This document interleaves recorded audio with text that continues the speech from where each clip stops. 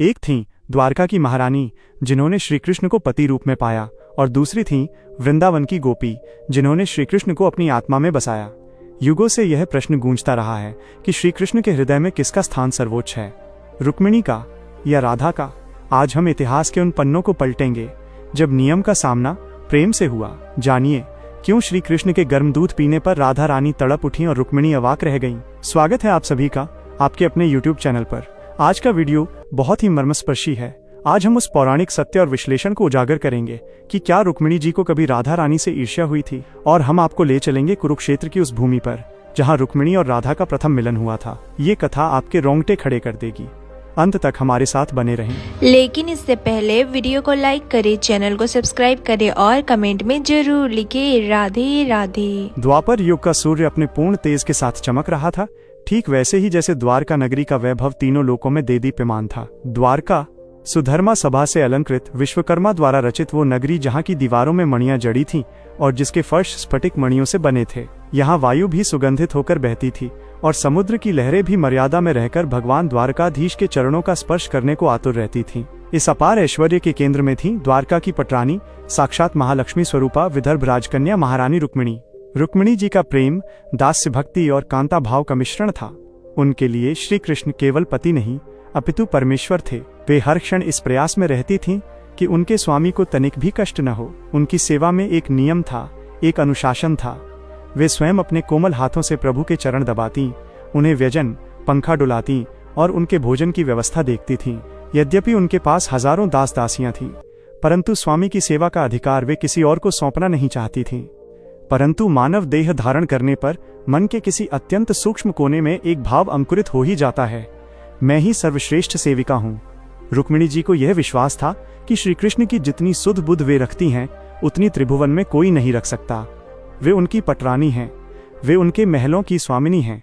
किंतु प्रेम के साम्राज्य में नियम नहीं, भाव प्रधान होता है। और इसी भाव की परिभाषा समझाने के लिए लीलाधर प्रभु ने एक अद्भुत लीला रची। अध्याय 1, रात्रि का वह प्रहर और स्वर्ण पात्र। एक दिन की बात है। रात्रि का समय था। आकाश में चंद्रमा अपनी शीतल चांदनी बिखेर रहा था, लेकिन द्वारका के अंतःपुर में एक अलग ही व्यस्तता थी। भगवान श्री कृष्ण आज राज्यसभा के कार्यों से अत्यंत थके हुए प्रतीत हो रहे थे। वे अपनी शैया पर विराजमान थे, नेत्र अधखुले थे और मुखमंडल पर एक विचित्र सी थकान और उदासी थी। महारानी रुक्मिणी ने प्रभु की ये दशा देखी तो उनका हृदय व्याकुल हो उठा। उन्होंने सोचा, स्वामी आज बहुत शांत लग रहे हैं, मुझे शीघ्र ही इनके लिए उष्ण गर्म दुग्ध की व्यवस्था करनी चाहिए। गर्म दूध से इनकी थकान मिट जाएगी और इन्हें सुखद निद्रा आएगी। रुक्मिणी जी ने तुरंत दासियों को संकेत किया, परंतु फिर स्वयं ही उठ खड़ी हुई। नहीं, आज मैं अपने हाथों से गौशाला की सर्वश्रेष्ठ सुरभि गाय का दुग्ध लाऊंगी और अपने हाथों से उसे औटाऊंगी। रसोई कक्ष में जाकर उन्होंने एक भारी स्वर्ण पात्र, सोने का गिलास लिया।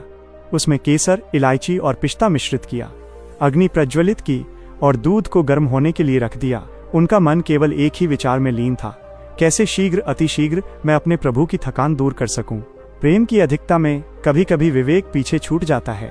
रुक्मिणी जी को दूध ले जाने की इतनी शीघ्रता थी कि उन्होंने दूध को पर्याप्त शीतल नहीं होने दिया। वह दूध अत्यंत तप्त, बहुत गर्म था। भाप के बादल उससे उठ रहे थे। अध्याय 2, वह घूंट और कृष्ण का धैर्य। रुक्मिणी जी स्वर्ण थाल में वो दुग्ध पात्र लेकर श्री कृष्ण के शयन कक्ष में पहुंची। वातावरण सुगंधित धूप से महक रहा था। श्री कृष्ण ने नेत्र खोले और रुक्मिणी को देखा। अंतर्यामी प्रभु सब जानते थे, फिर भी वे अनजान बने रहे। रुक्मिणी जी ने अत्यंत स्नेह से कहा, हे प्राणनाथ, आप बहुत थक गए हैं, ये केसर युक्त दुग्ध ग्रहण करें, इससे आपको शांति मिलेगी। श्री कृष्ण ने पात्र हाथ में लिया। पात्र का स्पर्श करते ही उन्हें अनुभव हो गया कि दूध अग्नि के समान गर्म है। सामान्यतः कोई भी व्यक्ति इतने गर्म दूध को होठों से लगाने से पूर्व फूंक मारकर ठंडा करता, परंतु कृष्ण के सामने रुक्मिणी खड़ी थीं, जिनकी आंखों में सेवा की आतुरता थी। यदि कृष्ण कहते कि देवी, दूध बहुत गर्म है, तो रुक्मिणी को अपनी सेवा में त्रुटि जान पड़ती। उनका मन दुखी हो जाता। भक्त वत्सल, भगवान अपने भक्त का मन कैसे तोड़ सकते थे। रुक्मिणी के प्रेम का मान रखने के लिए श्री कृष्ण ने उस उबलते हुए दूध को एक ही श्वास में पीने का निर्णय लिया। उन्होंने पात्र होठों से लगाया। खौलता हुआ दूध उनके कोमल कंठ से नीचे उतरा। भीतर अग्नि सी जलन हुई। जिह्वा से लेकर हृदय तक सब कुछ जैसे जल गया हो, परंतु उनके मुख पर एक शिकन तक नहीं आई। उन्होंने मुस्कुराते हुए पूरा दूध पी लिया और पात्र वापस रुक्मिणी के हाथों में रख दिया। अद्भुत! तृप्ति हो गई देवी, कृष्ण ने कहा और करवट लेकर लेट गए। रुक्मिणी जी प्रसन्न हो गईं। उन्हें लगा कि उनकी सेवा सफल हुई। उन्हें तनिक भी भान नहीं हुआ कि उन्होंने अपने प्रियतम को क्या पीड़ा दी है। वे आश्वस्त होकर अपने कक्ष की ओर चली गईं, ये सोचते हुए कि अब प्रभु सुख की नींद सोएंगे। परंतु सत्य कुछ और ही था। कृष्ण सोए नहीं थे। वे उस पीड़ा को आत्मसात कर रहे थे जो अभी अभी उनके कंठ से उतरी थी। लेकिन आश्चर्य ये था कि वो जलन उनके शरीर में स्थिर नहीं हो रही थी, वो किसी और दिशा में प्रवाहित हो रही थी। अध्याय 3 कुरुक्षेत्र का संयोग और रुक्मिणी का आगमन। कथा के प्रवाह में हम उस समय का आश्रय लेते हैं जब महाभारत युद्ध से पूर्व सूर्य ग्रहण के अवसर पर कुरुक्षेत्र में यदुवंशियों और ब्रजवासियों का मिलन हुआ था। यह वो समय था जब रुक्मिणी जी को राधा रानी के दर्शन का सौभाग्य प्राप्त हुआ। अगले दिन प्रातःकाल सूर्य ग्रहण का पुण्य स्नान था। कुरुक्षेत्र में लाखों शिविर लगे हुए थे। एक ओर द्वारका का वैभवशाली शिविर था तो दूसरी ओर ब्रजवासियों की साधारण पर्णकुटियां और बैलगाड़ियां थीं। स्नान के पश्चात जब रुक्मिणी जी अपने शिविर में विश्राम कर रही थीं, तब नारद मुनि वहां पधारे। नारायण नारायण, वीणा की झनकार गूंजी। रुक्मिणी जी ने उनका सत्कार किया। बातों ही बातों में नारद जी ने कहा, महारानी, आप तो साक्षात लक्ष्मी हैं। प्रभु की सेवा में आप सदैव तत्पर रहती हैं, परंतु क्या आपने उन किशोरी जी के दर्शन किए जो ब्रज से आई हैं? रुक्मिणी जी के मन में जिज्ञासा जागी। किशोरी जी? आप राधा की बात कर रहे हैं देवर्षि? हाँ, वही राधा जिनके नाम का स्मरण प्रभु निद्रा में भी करते हैं। मैंने सुना है कि कल रात्रि से वे अत्यंत अस्वस्थ हैं। उनके शिविर में उदासी छाई है। नारद जी ने एक संकेत दिया। रुक्मिणी जी का हृदय करुणा से भर गया। साथ ही उनके मन में उस राधा को देखने की प्रबल इच्छा भी जागी जिसने कृष्ण के मन पर अधिकार कर रखा था। उन्होंने सोचा, मैं जाकर देखूं तो सही कि वे कैसी हैं और उन्हें क्या कष्ट है। शायद मेरी कोई सहायता उनके काम आ सके। रुक्मिणी जी ने अपनी दासियों को साथ लिया, लेकिन राजसी अहंकार को त्याग कर वे एक साधारण वेशभूषा में ब्रजवासियों के शिविर की ओर चलीं। जैसे जैसे रुक्मिणी जी ब्रज के शिविर के निकट पहुंची, उन्हें वहां का वातावरण द्वारका से भिन्न लगा। वहां स्वर्ण की चमक नहीं थी, न ही मणियों का प्रकाश था। वहां धूल थी, गायों के रंभाने का स्वर था और हवा में माखन मिश्री की गंध थी। लेकिन सबसे बढ़कर वहां अपनापन था। गोपियां उदास बैठी थीं, उनकी आंखों में आंसू थे। रुक्मिणी जी ने एक गोपी से पूछा, देवी, क्या राधा रानी यहीं हैं? मैंने सुना है वे अस्वस्थ हैं। गोपी ने अश्रुपूरित नेत्रों से एक कुटिया की ओर संकेत किया। हमारी स्वामिनी भीतर हैं। पता नहीं कल रात्रि से एकाएक उनके पूरे शरीर में दाह जलन होने लगी है। वैद्य भी समझ नहीं पा रहे हैं। रुक्मिणी जी ने कुटिया के भीतर प्रवेश किया। दृश्य देखकर उनका हृदय कांप उठा। कुश के आसन पर एक अत्यंत सौम्य गौरवर्णी देवी लेटी हुई थीं। उनका सौंदर्य ऐसा था मानो तपाया हुआ सोना हो, लेकिन अभी वो मुरझाई हुई लता जैसी लग रही थीं। उनके अंग अंग पर, कंठ पर, हृदय स्थल पर और होठों पर बड़े बड़े फफोले छाले पड़े हुए थे। ऐसा लग रहा था जैसे किसी ने उन्हें अग्नि में जला दिया हो। रुक्मिणी जी दौड़कर उनके समीप गईं। हे देवी, ये क्या दशा है आपकी? राधा रानी ने अपने भारी नेत्र खोले। सामने रुक्मिणी को देखकर पीड़ा के बाद भी उनके होठों पर एक क्षीण मुस्कान आ गई। आओ बहन रुक्मिणी, आओ, मैं तुम्हारी ही प्रतीक्षा कर रही थी। रुक्मिणी जी ने आश्चर्य से पूछा, आपको मेरा नाम ज्ञात है? और ये छाले, यह घाव कैसे हुए? क्या आप अग्नि दुर्घटना की शिकार हुई हैं? किसने किया ये? राधा रानी ने बहुत कठिनाई से बोलने का प्रयास किया। उनका कंठ अवरुद्ध था। नहीं बहन, मैं किसी अग्नि में नहीं जली और न ही यहाँ कोई दुर्घटना हुई है। तो फिर ये फफोले? ये तो स्पष्ट है कि ये जलने के निशान हैं। रुक्मिणी जी ने वैद्य की भांति निरीक्षण करते हुए कहा। राधा रानी ने एक गहरी श्वास ली और रुक्मिणी की आंखों में सीधे देखा। उस दृष्टि में इतनी गहराई थी कि रुक्मिणी जी क्षण भर के लिए सुध बुध खो बैठी। राधा रानी बोली, बहन रुक्मिणी, कल रात्रि संभवतः तुमने या किसी ने मेरे प्रियतम को, मेरे श्याम सुंदर को बहुत गर्म दूध पिलाया था। रुक्मिणी जी सन्न रह गईं। उनके पैरों तले से जमीन खिसक गई। हाँ देवी, कल रात्रि प्रभु बहुत थके थे तो मैंने उन्हें केसर युक्त गर्म दूध दिया था। लेकिन उसका आपसे क्या संबंध? राधा रानी की आंखों से आंसू बह निकले। उन्होंने कहा, रुक्मिणी, तुम उनकी पत्नी हो, तुम उनकी सेवा करती हो, परंतु तुम ये भूल गईं कि कृष्ण का हृदय कहाँ है। कृष्ण का हृदय मेरे भीतर धड़कता है और मेरा हृदय उनके भीतर। हम दो शरीर अवश्य हैं, परंतु प्राण एक ही हैं। रुक्मिणी जी स्तब्ध होकर सुनती रहीं। राधा रानी ने आगे कहा, कल रात्रि जब तुमने उन्हें वो खौलता हुआ दूध दिया तो उन्होंने तुम्हारे प्रेम का मान रखने के लिए उसे पी लिया। उन्होंने अपनी जिह्वा और कंठ को जलने दिया ताकि तुम्हारा मन न दुखे, परंतु उनका वो कष्ट मुझसे सहा नहीं गया। वे तो योगीश्वर हैं, वे पीड़ा को पी गए, लेकिन वो जलन, वह अग्नि तत्क्षण मेरे शरीर में प्रविष्ट हो गई। चूंकि वे मेरे हृदय में वास करते हैं, इसलिए वह गर्म दूध मानो सीधे मेरे हृदय पर उंडेला गया हो। ये सुनते ही रुक्मिणी जी के हाथ से वो लेप गिर गया जो वे लगाने के लिए लाई थीं। उनकी आंखों के सामने अंधेरा छा गया। जिस दूध को उन्होंने सेवा समझकर पिलाया था, वो दूध राधा के लिए अग्नि बन गया था। रुक्मिणी जी वहीं राधा रानी के चरणों में गिर पड़ी। उनका राजसी अभिमान, उनका सर्वश्रेष्ठ सेविका होने का गर्व, सब कुछ आंसुओं में बह गया।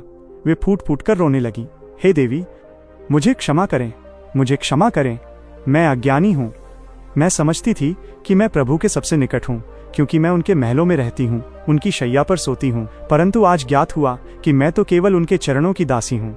आप तो उनके प्राणों की स्वामिनी हैं। मैं उनकी काया की सेवा करती हूँ, पर आप उनकी छाया बनकर उनके सारे कष्ट स्वयं पर ले लेती हैं। रुक्मिणी जी का क्रंदन सुनकर वहां उपस्थित गोपियां भी भाव विह्वल हो गईं। राधा रानी ने कष्ट सहते हुए भी अपना हाथ उठाया और रुक्मिणी जी के सिर पर रखा। रो मत पटरानी, इसमें तुम्हारा कोई दोष नहीं।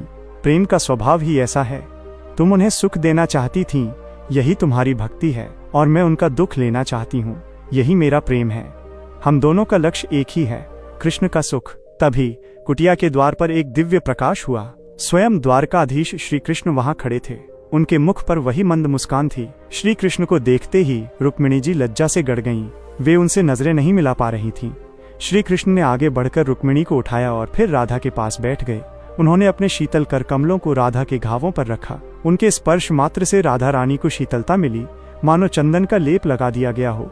कृष्ण ने रुक्मिणी की ओर देखा और गंभीर स्वर में कहा, रुक्मिणी, तुम जानना चाहती थी ना कि मैं राधे राधे क्यों जपता हूँ? तुम जानना चाहती थी कि राधा में ऐसा क्या है जो द्वारका के ऐश्वर्य में नहीं? रुक्मिणी जी ने नतमस्तक होकर कहा, हाँ प्रभु, आज मैंने देख लिया। प्रेम की जिस ऊंचाई पर राधा जी हैं, वहां तक मेरी दृष्टि भी नहीं पहुंच सकती। श्री कृष्ण बोले, रुक्मिणी, विवाह एक सामाजिक बंधन है, एक धर्म है। तुम मेरी पत्नी हो, ये तुम्हारा अधिकार है। परंतु राधा मेरी आत्मा है। आत्मा और शरीर में कोई भेद नहीं होता। जब शरीर को चोट लगती है तो आत्मा तड़प उठती है। राधा ने अपना अस्तित्व मुझ में विलीन कर दिया है। यहाँ मैं और तुम का कोई भेद शेष नहीं रहा। इसी अवस्था को महाभाव कहते हैं। कृष्ण ने आगे समझाया, द्वारका में तुम मुझे ईश्वर मानकर पूजती हो, वहां संकोच है, मर्यादा है। तुम डरती हो कि कहीं मैं रूठ न जाऊं, इसीलिए तुमने दूध की उष्णता की जांच नहीं की, बस कर्तव्य पूरा किया। परंतु ब्रज में कोई संकोच नहीं, यहाँ प्रेम है। यदि यशोदा मैया होती तो पहले अपनी उंगली डालकर दूध जांचती, फिर मुझे पिलाती। ये वात्सल्य और माधुर्य है जो मुझे ऐश्वर्य से अधिक प्रिय है। उस दिन कुरुक्षेत्र के उस शिविर में एक अद्भुत त्रिवेणी का संगम हुआ।